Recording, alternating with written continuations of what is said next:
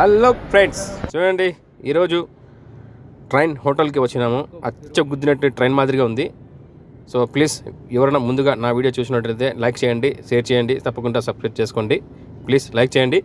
చూడండి గుద్దినట్లుగా ట్రైన్ తయారు చేసి హోటల్గా పెట్టేశాను మన కువైట్లో. ఎవరైనా వచ్చేటోళ్ళు అయితే కన్నా ఇండియాకి వెళ్ళిపోదాం, వచ్చేయండి, బుకింగ్ చేసుకోండి.